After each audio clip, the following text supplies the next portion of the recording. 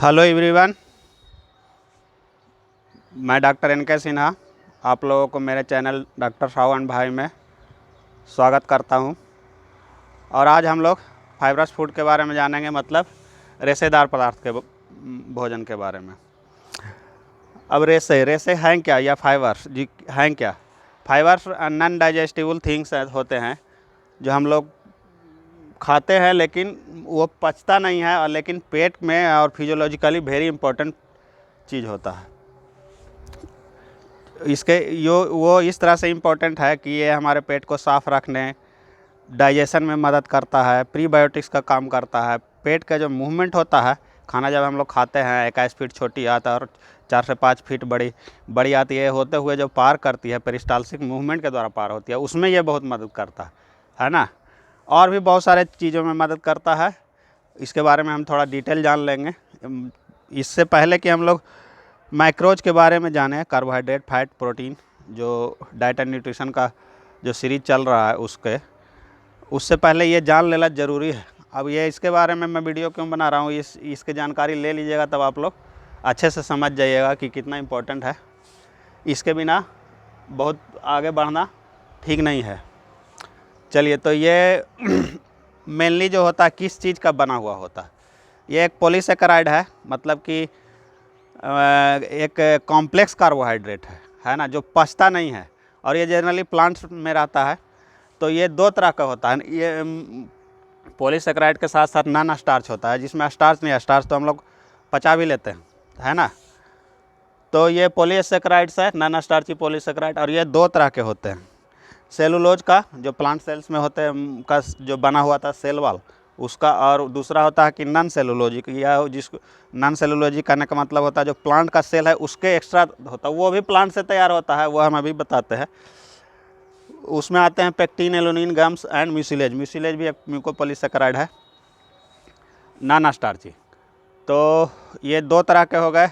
अब हम आपको एग्जाम्पल से समझाते हैं। जैसे हम लोग एक भिंडी खाए, भिंडी का सब्जी खाते हैं, भिंडी का भुंजिया खाते हैं। भिंडी का जो सब्जी जब खाते हैं तो वो आप लोग देखते हैं, उसका जो छिलका वगैरह है, उसका सेल सब में सब कुछ नहीं पच जाता है हम लोगों का, बहुत सारा चीज़ नहीं पचता, उसका बीज भी नहीं पचता है ना। लेकिन तो वो सब जो चीज़ें नहीं पचती है, वो पेट को साफ करते हुए निकलती है, और वो होती है सेलुलोजिक, मतलब प्लांट का सेल वाल जो बना हुआ था प्लांट सेल्स का, वो सेलुलोज को होता है। अब एक होता है नॉन सेलुलोजिक। तो भिंडी के बीज के अराउंड या उसके पल्प में लसलसा जो पदार्थ होता है, म्यूकोपॉलीसेकेराइड का, म्यूसिलेज का बना हुआ, उसको हम लोग कहते हैं नॉन सेलुलोजिक। जैसे तो भिंडी क्या है, इसमें दोनों तरह का फाइबर है, सेलुलोजिक एंड नॉन सेलुलोजिक। उसी तरह से बेल है, बेल का जो गूदा होता है वो सेलुलोजिक हो गया। अब बेल के जो बीज के अराउंड होता है जो लसलसा पदार्थ होता है, उसी तरह वो हो गया म्यूकोपॉलीसेकेराइड। तो मतलब कि बेल में भी दोनों तरह का होता है। और भी ऐसे चीज़ हैं, तो बेल में दोनों तरह का चीज़ हो गया, सेलुलोजिक और नॉन सेलुलोजिक। इसलिए ये सब जो चीज़ें होते हैं जिसमें वैसे फूड पदार्थ जिसमें दोनों तरह के फाइबर मिलते हैं हम लोगों को, वो काफ़ी अच्छे होते हैं, हेल्थ बेनिफिट्स बहुत अच्छे होते हैं उसके। ठीक है, तो आप ये लोग ये चीज़ समझिएगा। नॉन सेलुलोज के और भी एग्जांपल है, पेक्टिन, इनुलिन, ये सब फ्रूट्स में मिलते हैं। गम्स के बारे में थोड़ा जान लीजिए कि जो बबूल का गोंद होता है, छाल को जब हम लोग बार्क कर उसको जो स्क्रैच कर देते हैं तो उससे गोंद निकलता है, उसको जमा किया जाता है, और वो मार्केट में भी बिकता है। और गोंद का लड्डू भी मिलता है। तो गोंद को जब हम लोग फुला देते हैं, देखते हैं लसलसा हो जाता है, तो वही चीज़ है, उसमें जो है म्यूसिलेज रहता है। म्यूसिलेज नहीं, सॉरी, वो एक नॉन सेलुलोजिक हो गया, लेकिन फाइबर होता है, और काफ़ी अच्छा फाइबर होता है वो भी। और सोलबिलिटी के आधार पर, पानी में घुलनशीलता के आधार पर फाइबर को दो भागों में बांटा गया है, soluble fibre, insoluble fibre. Soluble fibre हो गया कि जो पानी में घुल जाए, है ना। जो इनसोलुबल हो गया वो पानी में नहीं घुले। जैसे मान लीजिए कि अंगूर का पल्प है, और भी किसी फ्रूट्स का पल्प है, जनरली वो सब घुल जाता है पानी में, तो उसको सोलुबल कहेंगे। और जैसे चने का छिलका है, दालें के छिलके हैं, वो सब चीज़ें, मकई का छिलका जो हो गया वो इनसोलुबल हो गया। तो इसको हम सिर्फ बांटते हैं, जानकारी रखना चाहिए इसके बारे में। तो वो पचता नहीं है, छिलका सब पचता नहीं है, वो पेट को साफ रखता है। तो छिलका ऐसा कोई लोग कहते हैं कि हमको चना नहीं पचता, चना का छिलका किसी को नहीं पचता है ना। और चना को फुली डाइजेस्ट करने का शक्ति सिर्फ घोड़े को है ना।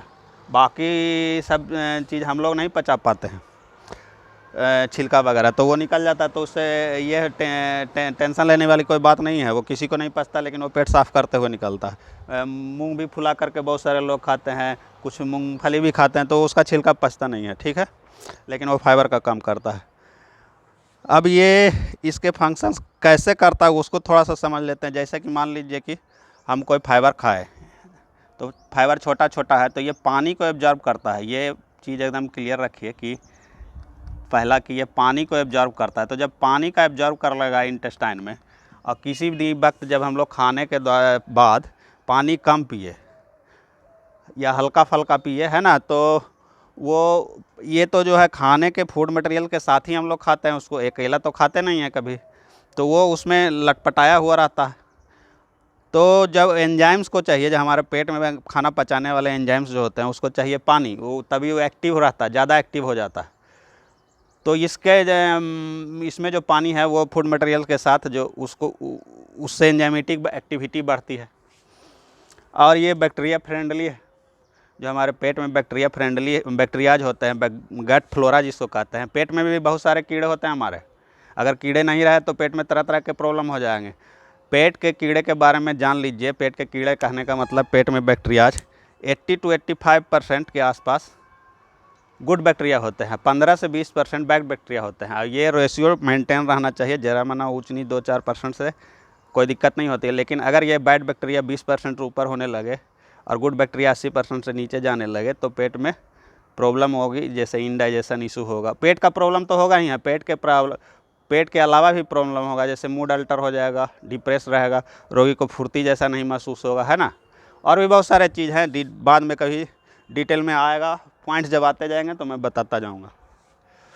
तो देखिए ये पेरिस्टालसिस मूवमेंट में किस तरह से मदद करता है, जो भोजन का गति जो हम लोग खाते हैं मुंह से लेकर के पैखाने के रास्ते तक निकलता है, उसमें किस तरह से मदद करता है। तो ये पानी एब्जॉर्ब करके फूल गया, तो ये सबसे पहले तो ये बल्क बना दिया। पैखाने का जो बल्क बनता है वो इससे बहुत ज़्यादा बनता है, तो उसको पकड़ने में आसानी हो गई। इंटेस्टाइन जब पकड़ता है खाने को, आगे बढ़ाता है, वेव की तरह चलता है ना। पेरिस्टालसिस मूवमेंट इस तरह से वेव की तरह चलता है खाने में, और आगे बढ़ते जाता है, तो उसको पकड़ने में आसानी हो गई, है ना। अब पकड़ने में आसानी होगी और कम ताकत लगेगा तो हमारा इंटेस्टाइन कम थकेगा और इसको ईजिली एक्सपेल्ड कर देगा, है ना। रफ़ होता है, इसका सरफेस भी हल्का रफ़ होता है। तो ये चीज़ें हैं जिससे खाने का जो है आगे बढ़ाने में अच्छा मदद मिलता है। यहाँ पर एक चीज़ और जानिए, प्रोबायोटिक्स या प्रीबायोटिक्स, बहुत सारे लोग पूछते रहते हैं। प्रोबायोटिक्स जो गट का बैक्टीरिया होता है उसको कहते हैं, चूँकि वो प्रोफेशनल बैक्टीरिया है, उसका काम है हमारे पेट में खाना पचाना, खाने के एब्जॉर्प्शन में मदद करना, है ना। लेकिन ये जो है बैक्टीरिया तो है नहीं, ये प्लांट का सेल्स है, सेलुलोज, खास करके उसका सेल मेम्ब्रेन, तो वो जो है प्रीबायोटिक का काम कर रहा है, खाना पचाने में मदद कर रहा है, इसलिए ये प्रीबायोटिक है। इसलिए इसको हम लोग प्रीबायोटिक कहते हैं, मतलब पहले का चीज़, है ना। सिर्फ वो चीज़ नहीं, प्रीमेच्योर फाइबर हो गया प्रीबायोटिक्स। सिर्फ बैक्टीरिया की तरह, प्रोबायोटिक की तरह, प्रोफेशनली प्रोबायोटिक नहीं। अब हम लोग जानेंगे इसके सोर्सेज के बारे में। इससे पहले जान लेते हैं कि हमारा डेली रिक्वायरमेंट्स कितना है। 25 से 30 ग्राम तक का हमारा जो है डेली रिक्वायरमेंट्स है। बच्चों में 15-16 ग्राम, जितना जैसा एज है। 10 से 12 सालों के बच्चों के 15 से 20 ग्राम के आसपास, और उससे छोटे है तो और कम, है ना। बच्चों में भी कब्ज आजकल का खूब मिलता है, तो इस पर ध्यान दीजिएगा। रेशेदार फूड अगर नहीं खाएगा तो दिक्कत होगा। ये हो गई ये डेली रिक्वायरमेंट्स के बारे में बात हो गई।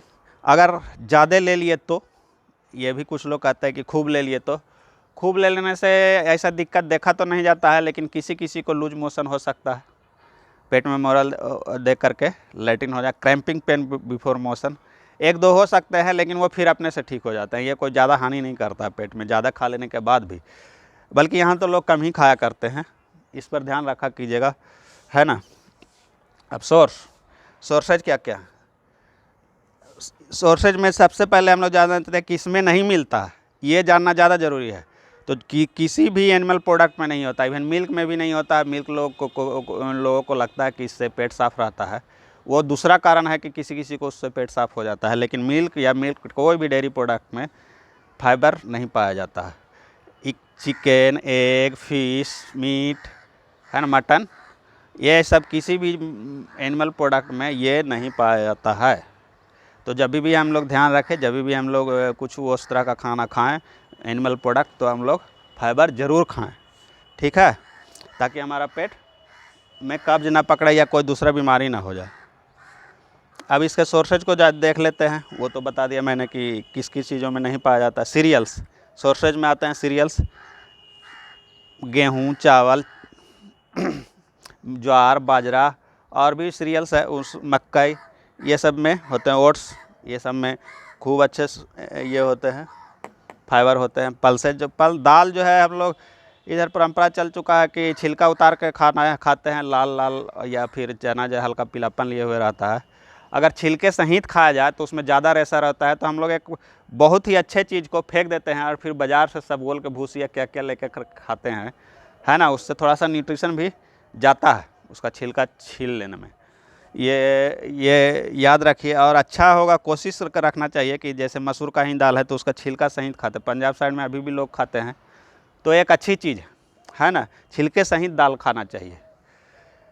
तो दाल में भी रहते हैं वेजिटेबल सलाद, ये इसमें तो प्रचुर मात्रा में रहते हैं वेजिटेबल सलाद में। कुछ लोगों का ये भी क्वेश्चन है कि क्या खाना पक जाने के बाद फाइबर की मात्रा कम जाती है? तो जी नहीं, खाने पकने के बाद फाइबर की मात्रा नहीं कमती है। विटामिन्स और मिनरल्स की मात्रा कम सकती है जो हीट से सेंसिटिव होते हैं, फाइबर नहीं घटती है।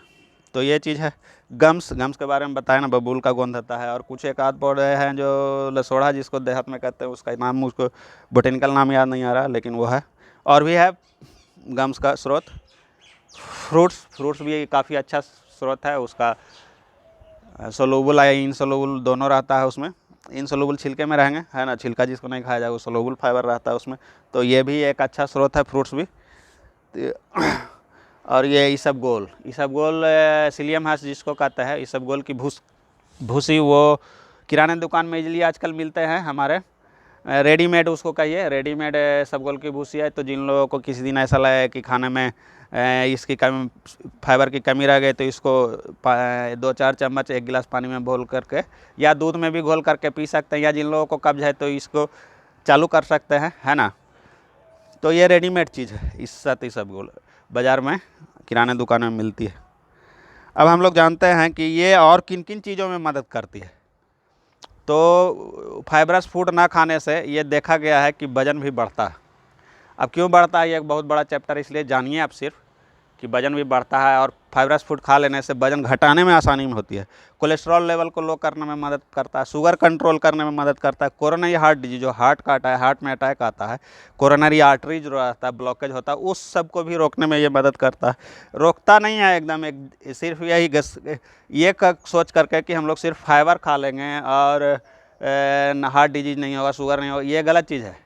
ये सिर्फ मदद करेगा, है ना। लीवर पर भी ये प्रेशर कम डालता है, इसका काम करने का जो प्रेशर होता है उसको, हाइपरटेंशन को भी ये कम करता है। और बाउल डिजीज तो जाहिर सा बात है, पेट में तो काम करेगा। इवन ये भी डायग्नोस किया मतलब ये भी रिसर्च वर्क में पाया गया है कि एकदम कन्फर्मली नहीं है, लेकिन ये इंटेस्टाइनल कैंसर जो होता है उसको भी प्रिवेंट करता है, या हो जाने के बाद ठीक होने में ये मदद करता है। तो चलिए, अब आज का वीडियो इतना ही था फाइबर के बारे में। अब अगले वीडियो में हम लोग मिलेंगे, तब तक के लिए जय।